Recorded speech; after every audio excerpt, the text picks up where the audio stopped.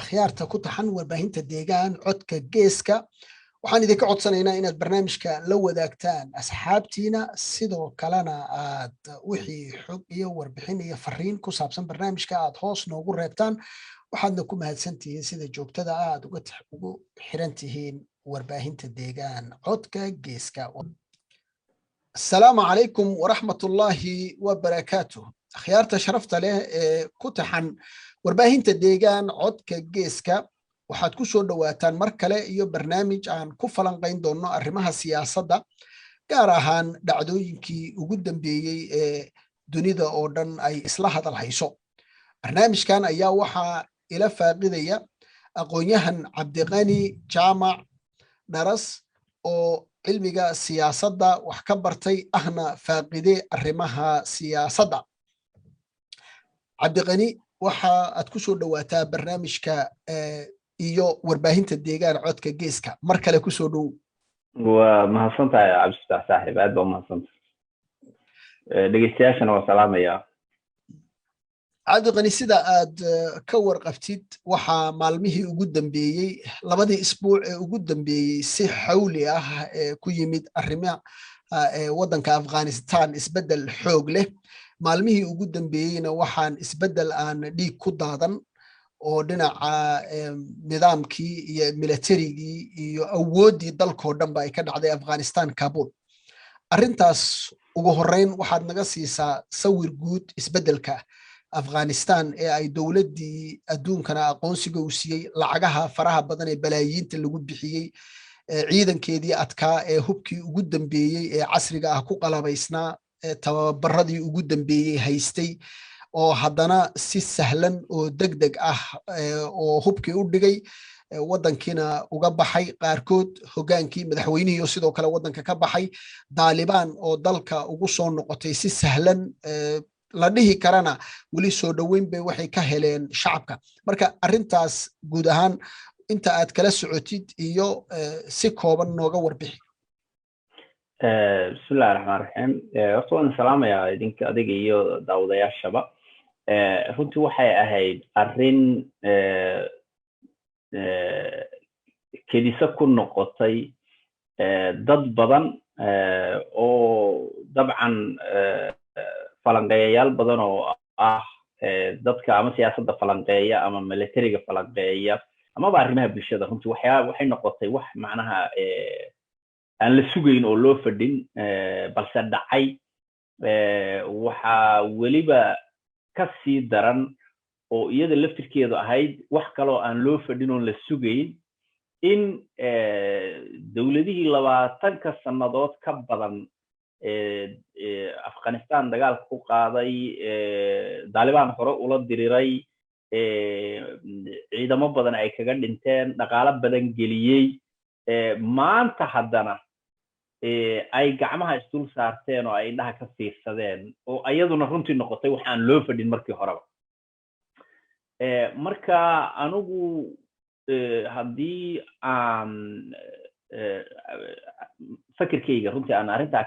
cabiro, horta waxaan is leeyahay ma aha waxa aynu aragno waxa dhabta ah ee meesha jira. waxa jira waxaan aaminsanahay wax badan oo inaga qarsoon oo aynaan ogeyn. waxaan kaloo aaminsanahay runtii inuu socdo kaartabax cusub. nasiib darro sanadihii dambe waayihii dambe adigu dagaalkii qaboobaa ee dunidu markuu dhammaaday kadib, waxaa jirtay in macnaha dunida islaamka ama dunida saddexaadba ay noqotay garoon lagu kaartabaxo. marka horey waxaan u ogeyn Afghanistan waxaa la galay 11 September kadib, waxaa ku xigtay Ciraaq 10 sano kadib, miyaan odhan karnaa 11 September kadib waxaa la kiciyey macnaha Arabiska Forum wixii la odhan jiray ama kacdoonkii carabta. taasi wuxuu keenay in magaranaysaa kaartabax cusub oo kale uu suuro geliyo, oo xataa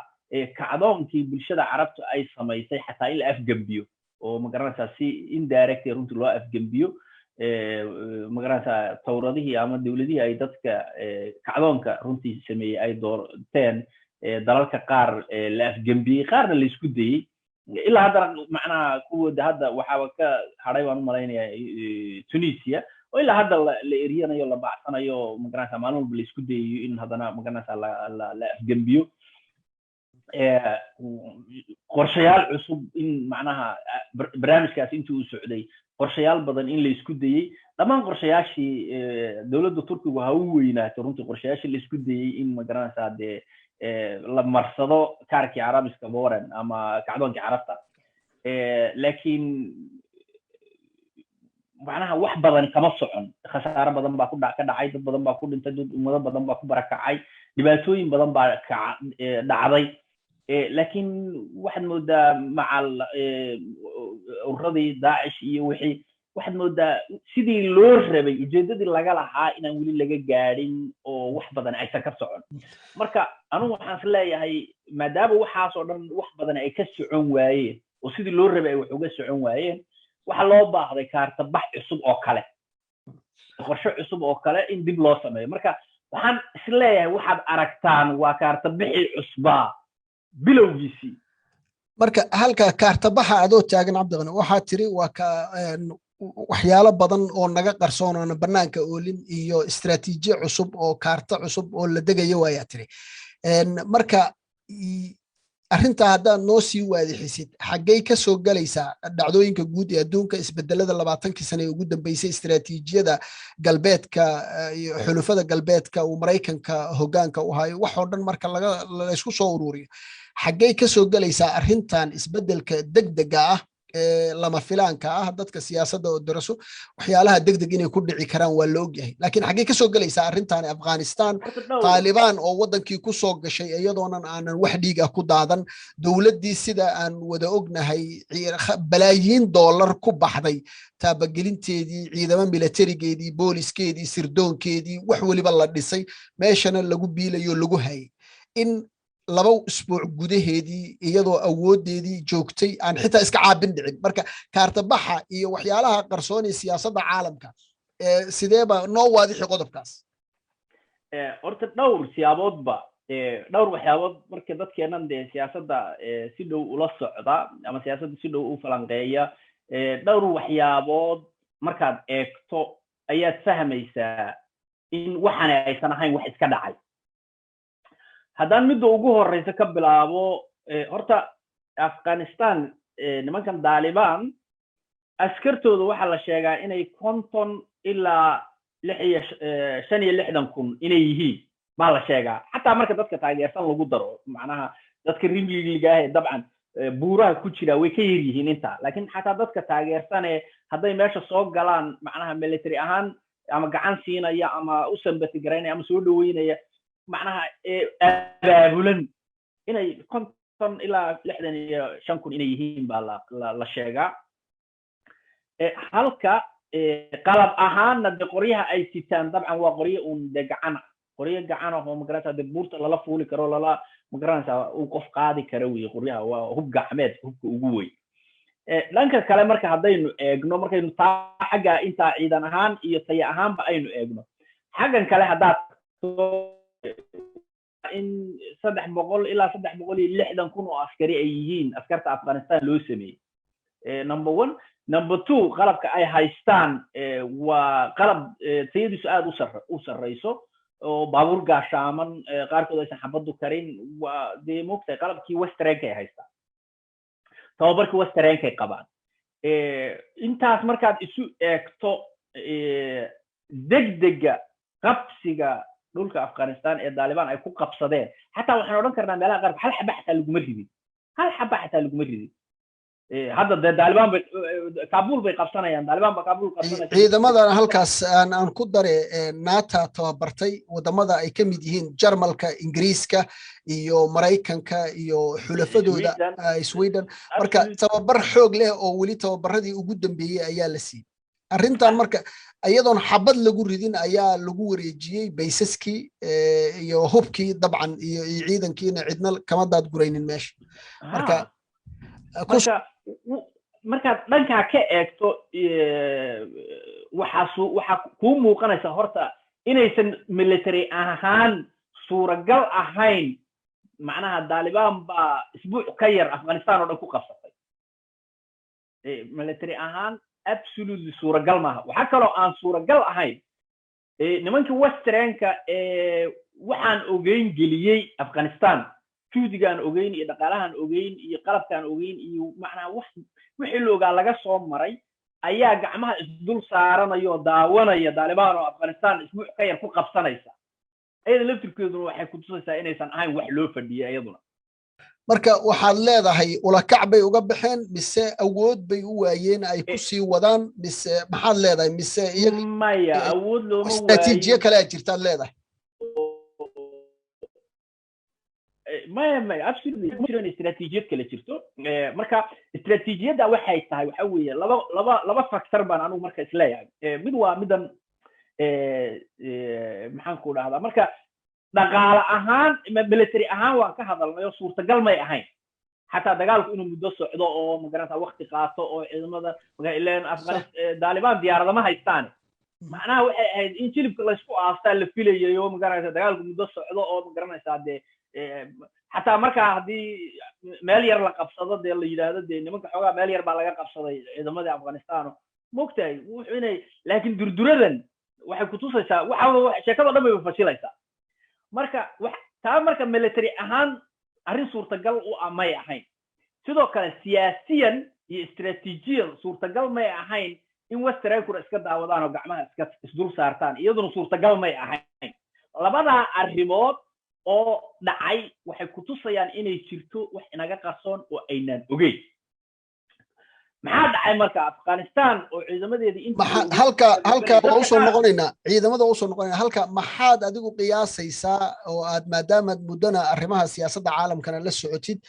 falanqeeya arrimaha siyaasadana aad tahay maxaad adiga Cabdiqani ahaan ay kula tahay waxa naga qarsoon waad ku celcelisay waxba naga qarsoon anigu waxaan is iri horta ka sabax baa jira meel baa loo socdaa kale waa Taliban iyo Afghanistan ba waa lagu ka sabaxaya marka ujeedada meel kale jirta marka anigu markaan gobolka eegay siyaasadda gobolka waxaan ka warhaynaa in dawladda Iran cunaqabatayntii hubka laga qaaday Mareykanka oo aan raali ka ahayn waliba in laga qaaday waqti markuu dhamaaday la diiday dib in loo cusboonaysiiyo waxaan ka warhaynaa gobolka inay muddooyinkii u dambeeyay ay wax ka dhacayeen oo waxyaabahaasi ay dhex marayeen Mareykanka oo iyo Israa'iil oo dhinaca iyo Iran oo dhinaca waxaan ka warhaynaa oo kale in magaranaysa Sacuudiga iyo Iran iyo Carabta iyo Turkiga iyo Carabta labaduba inay heshiis gaadheen oo ay siyaasiyan isu afgarteen taasi marka waxay keentay in loo arko oo sida muuqata istaraatiijiyadii hore ee westernku kula dhaqmayeen dalalkan Carabta ama dalalkan bariga dhexe la isku yiraahdo in wax laga bedelo alloore marka waxa loo baahan yahay in barnaamijkan Afghanistan la xalliyo waxa marka u baahan in la isweydiiyo ma Taliban baa la heshiiyay oo westernku heshiis ay la galeen kadibna askartii ayagu ay tababareen buu surdoonkeedu ka shaqeeyay inay Taliban ka horbaydaan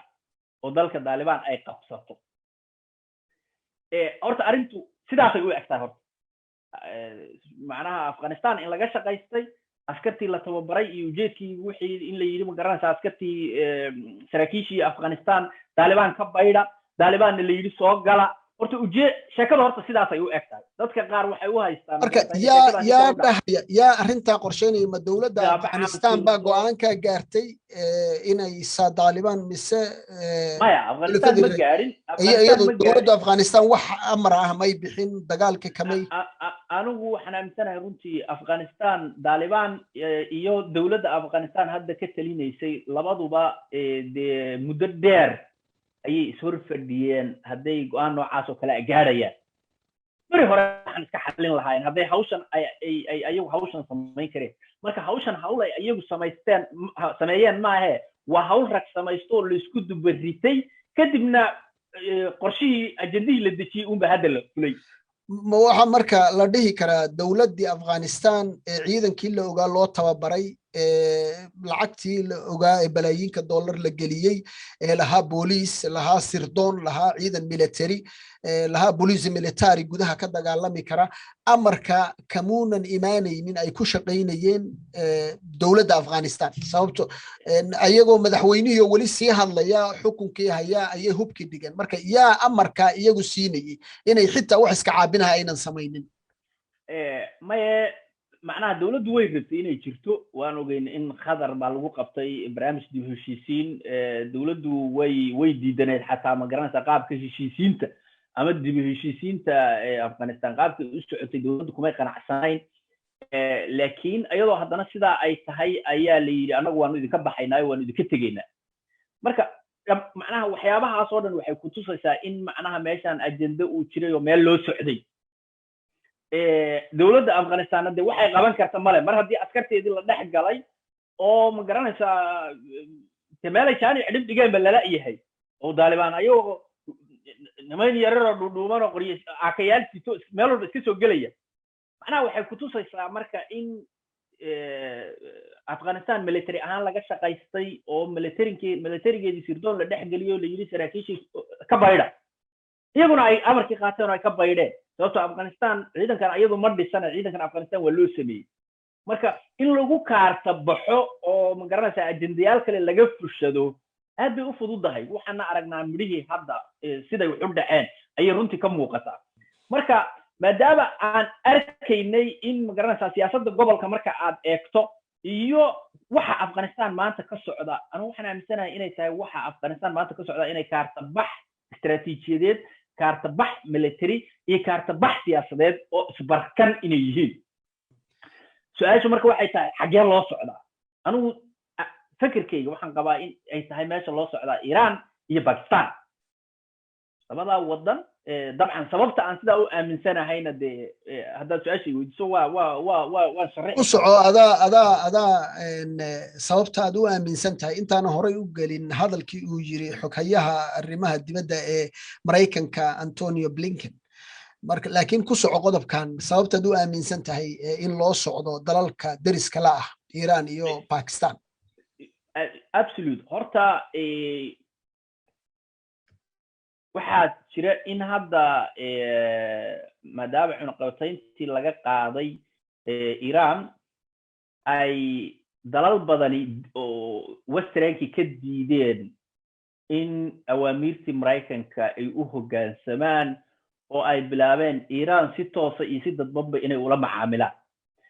waxaa jirta in Iran hubkeeda ay dibadaha u dhoofinayso oo ma garanaysaa ay meel walba geynayso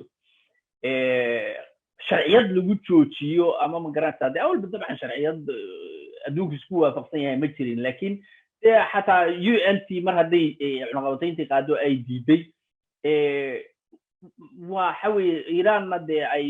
suuq heshay hore u soconayso alore marka see lagu joojin karaa waa in marka la keeno qorshe Iran dhaqaale ahaan iyo military ahaan lagu burburiyo waa in marka la abaabulaa waa in la helaa case ma garanaysaa xataa dee marmarsiyo looga dhigan karo marka waa in meeshaan Afghanistan nimankan Taliban lagu wareejiyaa oo markaa laga shaqeeyaa in la sameeyo in la isku dhufto Afghanistan iyo Taliban Sunni iyo Shiica la isugu dhufto ama labadoodaba inta dhinac la bariyo la yiraahdo waaba isku midba waaba ma garanaysaa waaba isku biireenba waxay marka noqonaysaa dood adag oo dabcan de markaa sirdoonku ka shaqeeyo dhacdooyin ma garanaysaa sabab u noqon kara bilow u noqon kara in ma garanaysaa de tallaabo laga qaado marka dhammaan waxyaabahaas oo dhan eegto number 1 waxay noqonaysaa in ma garanaysaa waddo loo raadinayo Iran lagu galo sidoo kale waxaan ka warhaynaa in dagaalka Kashmir uu soo kululaaday in dhaweyd indii ay tallaabooyin qaaday xiriirka Pakistan iyo dowladda Turkiga iyada laftigeeda oo in dhaweyd runtii awood aan la difiri karin ka noqotay gobolkan maxaan ku dhahdaa ay gobolkan bariga dhexe awood aan la difiri karin runtii ka noqotay in uu soo kordhayey taasi kororkaasi in uu aad u welwelgelinayay dalal iyo wada shaqaynta Pakistan iyo Turkiga inuu aad u welwelgelinayay dalal badan oo ay Israa'iil ka mid tahay taasi ay keentay Israa'iil xataa in ay magaranaysaa Hindiya xiriid indhaweyd ba socday ay la yeelatay marka taasi marka in la rabo in isbahaysi noocaas la sameeyo oo Hindiya ay qayb ka noqoto Pakistan si magaranaysaa Pakistan laftirkeeda loogu tuso Hindiya Qatar inay ku tahay isla markaana magaranaysaa la yiraahdo isku darayno nahay marka Hindiya iyo Israa'iil iyo Mareykan oo wada socda ayaan aaminsanahay aniga runtii in dalalkaas inay iyo sirdoonadooda dabcan inay ku lug leeyihiin oo hawsha ay ka dambeeyeen iminkana ayba keeni karto in dalal kalena ay arrinta ayada ay qayb ka noqdaan laakiin waxaan is leeyahay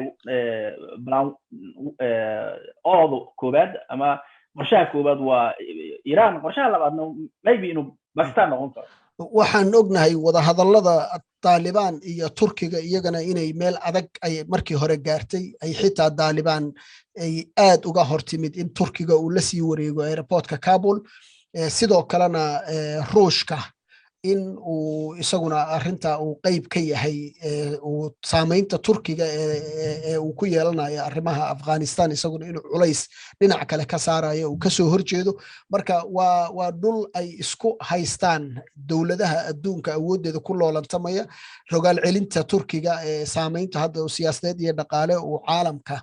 dardarta uu la soo kacay laftirkeeda iyo Chinaha oo awood xoog leh soo yeeshay Cabdi Qani intaan waxaan ku joojinaynaa qodobkii guud ahaan warbixinta guud waxaan rabaa inaad sidoo kale cabirtid wuu hadlay xoghayihii arrimaha dibadda ee Mareykanka Blinken Anthony Blinken kelmad uu markay isagoo CNN ta la hadlaya uu yiri ayaa waxay tahay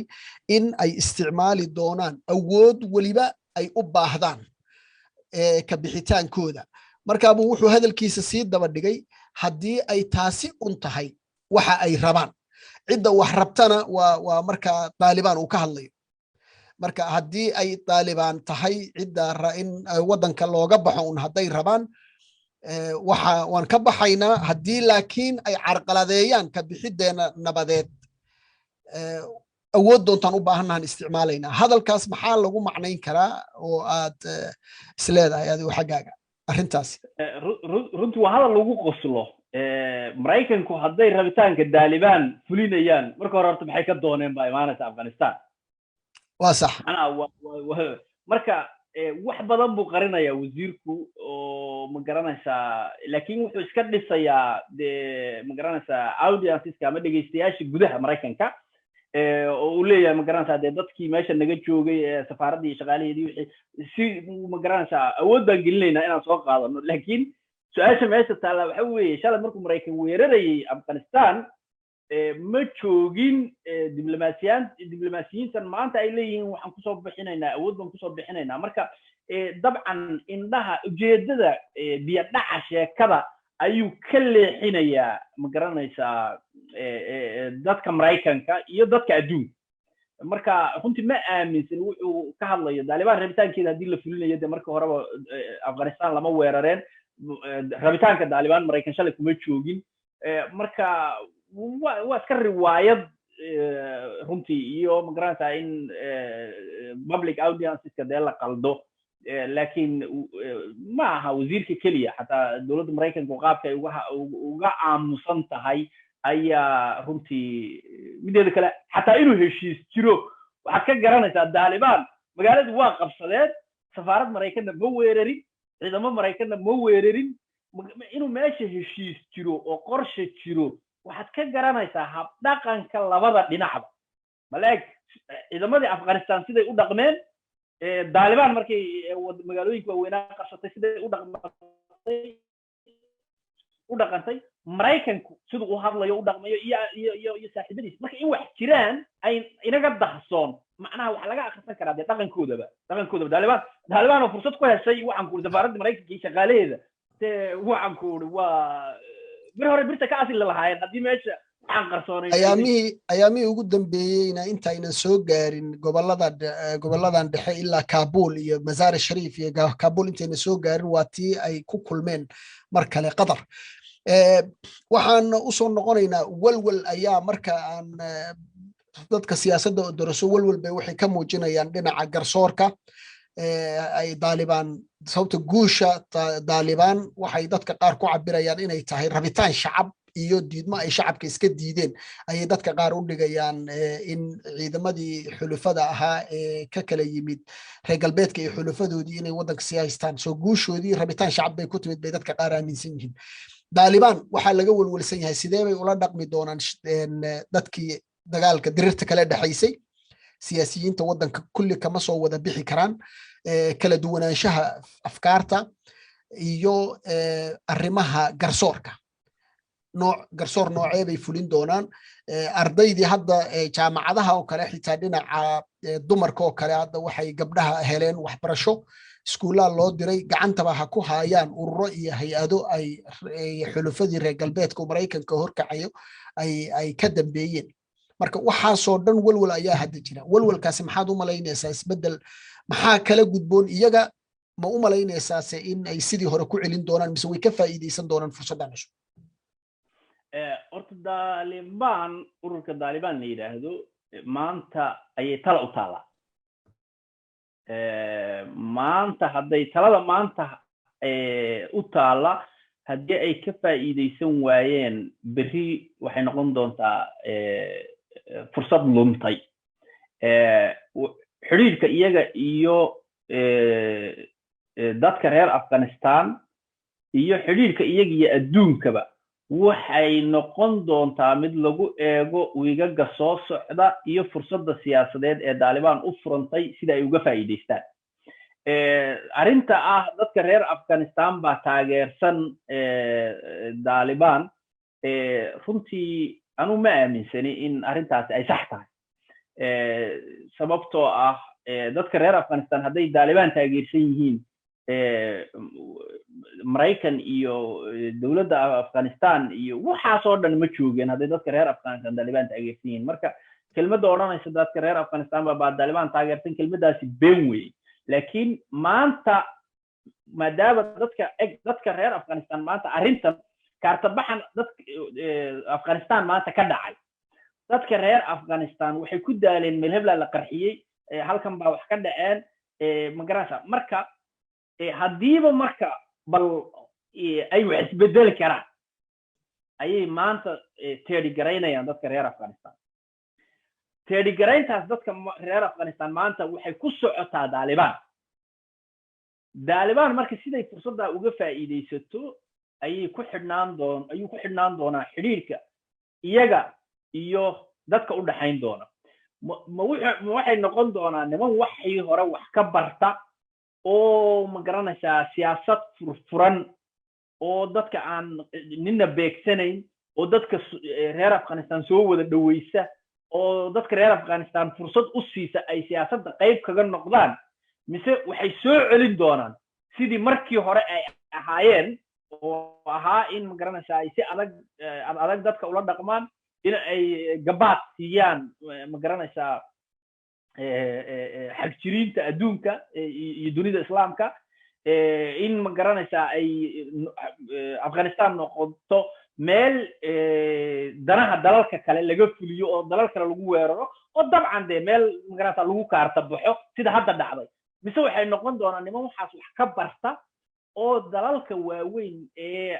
asxaabta ay la noqon karaan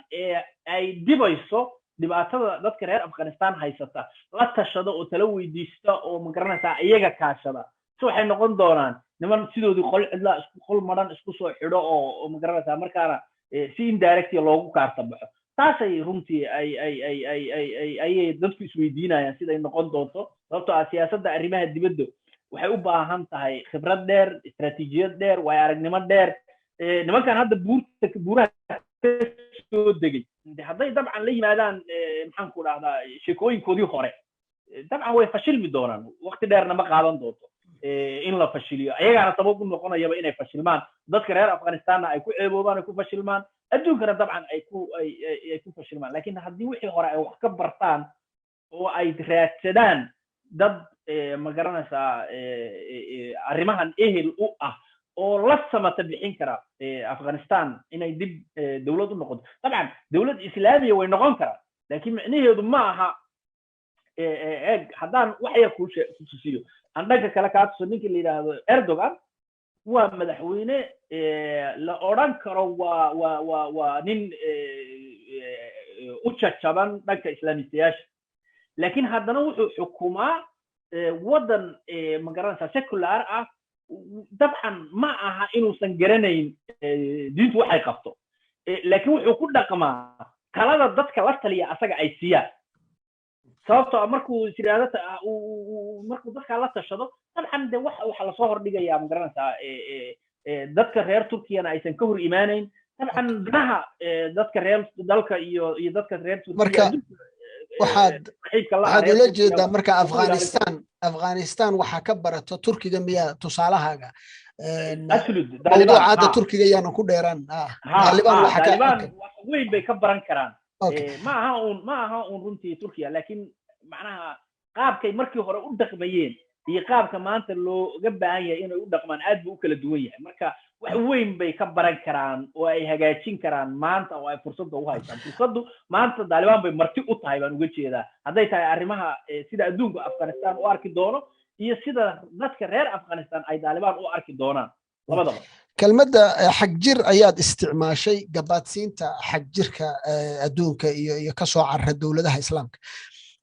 kelmadan iyaga laftirkooda waa tii argagixiso lagu daray xagjir lagu daray maantana si nabad leh ayaa dagaalkii cir iyo dhul iyo siyaasad iyo dhaqaale meel walba lagu qaaday haddana si nabad ah ayaa loogu wareejiyey wadankii oo nidaam iyo institution iyo wixii xoogaa dib loogu dhisay ayaa lagu wareejiyey waxaa dhici karta weli xitaa ciidankan badankiisii inay dib ay u qaataan oo ciidankii hore ay iyagu kaga sii faa'iideystaan way dhici kartaa iyo booliska laakiin kelmadda xagjir baad isticmaashay haddaan u soo noqdo ma la dhihi karaa isticmaalkeedaba adduunka inuu u isticmaalo maanta dawlado shalay dad qaar xagjir u ahaa marka ay awoodda iyagu ka degeen ay cid kaloo awoodda la timid qoladii shalay talada haysay baa xagjir lagu sheegaa meelaha qaar ama argagixiso marka ma dhici kartaa in kelmadda ay tahay siyaasad iyo erey bixin loo adeegsado ciddii markaa siyaasadda la isku hayo keliya maya runtii ma odhan karo xagjirku sababtoo hadee iyagu xagjir oo asal raac ah oo waxaa la lahaa argagixiso oo islaam ah marka maantana waxaa laga hadlayaa suurtagal baa in lala shaqeeyey in kale ku soco raalli noqo aad iyo aad maya horta waxaa jirta definitionka kelmadda xagjirnimadu ma aha kelmad islaamka un loo sameeyo islaamka un ku socota waxaa jirta xagjir dhanka masiixiyadda ah waxaa jira ma garanaysaa xagjir dhanka islaamka waxaa jira xagjir dhanka qabyaaladda ah dhanka fekerka macnaha xagjirnimadu xagjir dhanka bidixda ah dhanka ma garanaysaa dadkan dhaqaalyahanada ah oo ma garanaysaa marka xagjir kelmadda xagjir aad bay u badan tahay meelo badan bay gashaa laakiin ujeeddada aniga aan ka leeyahay baa waxa weeye maanta Afghanistan meesha ay taagan tahay uma baahna adayg badan waxay u baahan tahay ninkii shalay Mareykanka la socday in ninka Talibanka ay maanta uu la fadhiisan karo uu aqbali karo kii shalay Mareykan la socday iyo asaga waxa ka dhaxeeya dalkan oo Afghanistan la yiraahdo oo dadka reer Afghanistanna ay muddo 40 sano 50 sano ku dhow ay ma garanaysaa dagaalo iyo rabshado iyo dhibaato iyo qax ay ku jireen marka waxay u baahan yihiin inay adaygii shalay meel iska dhigaan horta oo ay ula yimaadaan dadka reer Afghanistan iyo adduunkaba miyir qab ka wanaagsan habdhaqankoodii shalay marka laakiin haddaad adaygii shalay muujiso dabcan de xagjirnimadii baa imaanaysa waxaa imaanaysa adduunku in ay soo raadsadaan sida hadda loogu yaacay meesha la yidhaahdo degaan dhulkii Daacish ay qabsatay in afghanistan loogu yaaco xagtirka adduunku ay isku arursadaan dad ka warhayso inaga laftirkeena dadka Soomaaliya dadka ay saamaynta ku leedahay bay kamid tahay sababtoo ah xagjiriinta Soomaaliya xagjirnimadii iyo qarxiskii dhibaatadan keenay waxay ahaayeen dad Afghanistan ku soo tababarto Afghanistan ka yimid marka dawlad u dul qaadanaysa ama mid awood la noqoto ama mid awood yar had noqoto xarumo iyo tababaro xiriyo xagjirnimada lagu tababaro iyo argagixisanimada Afghanistan laga furo dawlad aqbalaysa ma jirto marka macnaha ayaguna way isdubin doonaan haddii habdhaqankii shalay la yimaadaan dawladaha kale iyo adduunka kalena dhibaato weyn bay u keenaysaa taasna waxa dhici doonta adduunkuna inuusan u dul qaado waxaad arki doontaa haddii ay habdhaqankii shalay la yimaadaan dawladaha islaamka oo leh hal dumiyo Taliban iyo Afghanistan marka sababta qof walba wuxuu doonayaa in magaranaysaa asaga aysan dhibaato uga imaan marka iskada cid kale Soomaaliya xataa aqbali doonin magaranaysaa in ay noqoto Afghanistan xarun xagjiriinta lagu soo tababaro oo ay hadhow marka dhibaatada adduunka ay ku faafiyaan marka kelmadda xagjir waa runtii waxaan oran karnaa waa midi dhowr af leh oo dhankii loo jeediyaba wax u goynaysa marka runtii way ahaayeen xagjir balse waxaan rajaynayaa wixii hore inay wax ka bedelaan oo waqtiga iyo taariikhda iyo wacyiga ay wax ka bartaan iyo wixii dhacay dabka su'aasha ugu muhiimsan maxaa iyaga caqabad ah ay isku samayn karaan ama halkay ka nugul yihiin waxay ka nugul yihiin horta number 1 laba qaybood inay heshiisiyaan ayaga laga raba qayb ay cajalada xajirnimada hore ugu shideen oo aaminsanba dadka qaar reer Afghanistan intooda badan ay murtadiin yihiin oo la laayo cajalada ayagu ay hore u geliyeen iyo dadkaas reer Afghanistan oo iyaguna ka qaba maxaan ku raahdaa kalsooni darro weyn iyo tuhun weyn oo aaminsan baday inay xagjiri argixisay yihiin oo laynaya waa labada garab la kala taagan yahay loo baahan yahay in la isu keeno oo Afghanistan hagaagsan lagu mideeyo marka meesha ay ugu nugul yihiin runtii hadday tahay arrimaha dibadda iyo hadday tahay Afghanistan dhexdeedaba waa halkaas oo labada qof ama labada garab ayaa laga rabaa inay isu keenaan oo ay mideeyaan hadday marka iswaalkii shalay iyo safety iyo durduradii shalay ay la yimaadaan way fashilmi doonaan haddii ay labada garab isu keenaanna waxay noqon doonaan niman meeshii ay u nuglaayeen fahmay isla markaana ma garanaysaa ka faa'iideystay fursadda hadda maanta ay heleen laakiin hadday ka faa'iideysan waayaan fursaddan waa beerdaroobaysaa dabcan Afghanistan anigu waxaan uga baqayaa in ma garanaysaa dagaal sokeeyo oo rasmi ah oo ama qabali ama diini oo dib uga bay khatar u gelaysaa haddii ay fursadda ka faa'iideysan waayaan maanta qadiyadda dumarka umuuraha dumarka waxaan hadalhayntaba ay bilaabatay inay jaamacadihii xitaa si kumeel gaar baan u joojinay ay yiraahdeen gabdhaha jaamacadaha dhiganayay isku mar uu hadlayayna afhayeenkooda wuxuu sheegay in ay iskuullada dumarka wax lagu baro gabdhaha iyo jaamacadaha dumarkaba in ay sii wadi doonaan ay sideeda u socon doonto wax walba oo horumarka waddanka khuseeya marka adduunkan wuxuu aad u hadalhayaa arrimaha khuseeya dumarka arrintaas ma isleedahay wixii hore waxbay ka baranayaan oo wax waafaqsan nidaamka iyo dhaqanka iyo diinta oo gabdhahana siinaya fursad ay bulshada qayb uga ahaadaan inay taabagelin doonaan aad iyo aad horta arrinta hadda ninkan ka soo yeedhay waa arrin wanaagsan oo positive ah wuxuuna u eg yahay nin wax fahamsan laakiin Taliban oo dhani ma uga dambayn doontaa fikirkaas iyo afkaarta noocaas su'aal taagan weyn waxaad ka warhaysaa 2000 iyo waxaan u malaynayaa inay ahayd 2006 Soomaaliya markii ay ka dhaceen nimankii kacdoonka shacab ma garanaysaa nimankii islaamiyiinta ah ay fashiliyeen waxaad ka warhaysaa in dad badan ay taageereen oo kacdoon shacab uu dhacay oo nimankii hogaamiye kooxeedyada ah laga soo horjeestay laakiin markii dambe heer suuqa haddii lagu arko naag indha shareer sidato oo ma garanaysaa laga yar laga yar shakiyo laga kala cararo oo la yidhaahdo ma garanaysaa macnaha heerkay markii hore joogtay iyo dadku say ugu hiiliyeen ay u garab istaageen oo ma garanaysaa ay wanaag uga filayeen iyo markii dambe say noqotay marka ujeedka aan uga socdaa waxa weeye ma noqon doonaan niman waktiga wax ka barta mise waxay noqon doonaan niman ninkan hadda hadlayoo kale u arka isaga laftirkiisa inuu khatar ku yahay ayaga oo ayaga laftirkooda ayaaba dhexdooda buuq ka dhici doonaa iyo isqabsi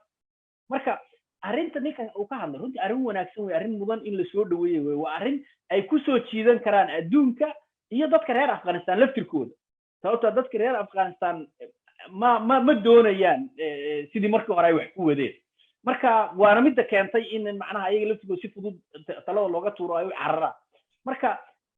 hadda hadalkan ladan ka soo yeedhay waa hadallo wanaagsan oo runtii positive oo muujinaya inay wixii hore wax ka barteen laakiin dad ma ku wada raaci doonaan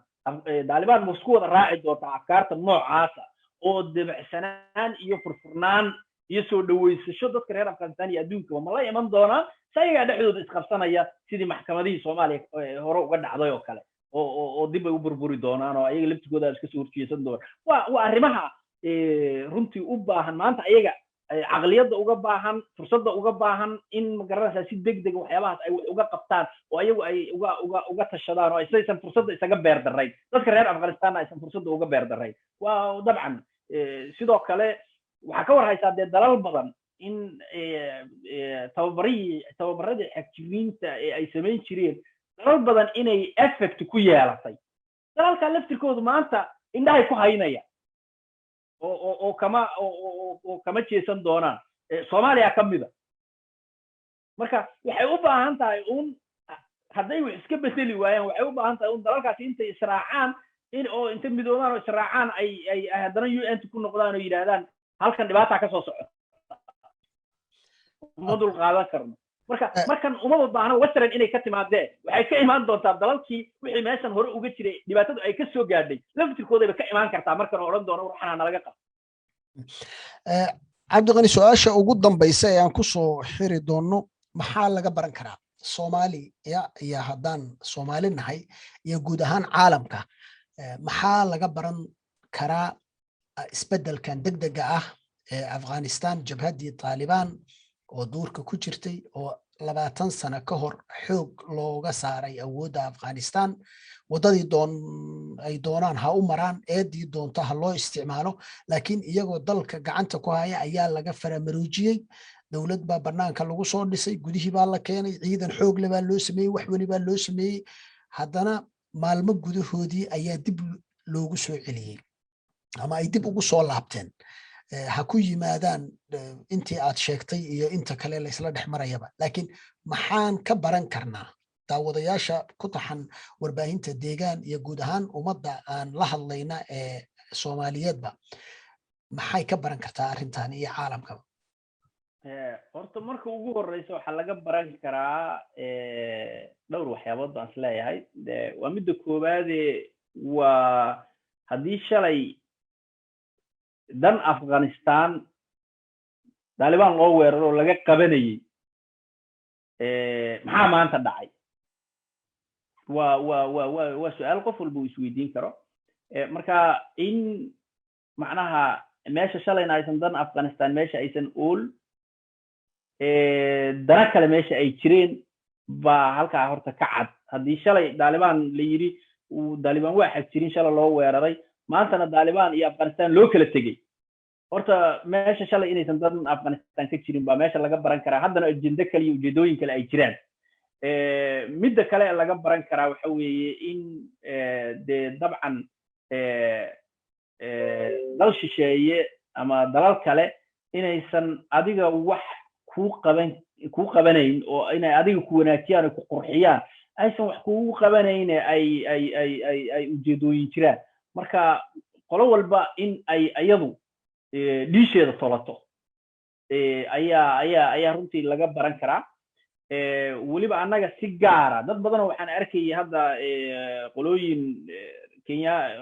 reer kenya ba ugu badnaadaan oo leh haddii soomaaliya amison ay ka baxdo waxay noqon doontaa sida afghanistan oo kale taana runtii waa qalad anigu waxaan qabaa in Soomaaliya aysan Afghanistan ahayn Afghanistan aysan Soomaaliya ahayn Afghanistan iyo Soomaaliyana waxyaabo badan dabcan de waxaa jiraan waxyaaba ay isaga ekaan karaan oo de ciidamadan ajaaniibta ay waxyaabaha ha jiraan laakiin waxaan aaminsanahay inay runtii dad aad u kala duwan aanu nahay marka waxaa kaloo laga baran karaa in de kaartabaxa la isku kaartabaxayo adduunka hadda wuxuu marayaa in ma garanaysaa dadka qaar warshadahooda waxay soo saarka warshadahooda ay u raadiyaan suuq marka dabcan de haddaad rasaas soo saarto waxaad u baahan tahay suuq aad ku baroobayso marka waxaad u baahan tahay marka waxa laga baran karaa in aad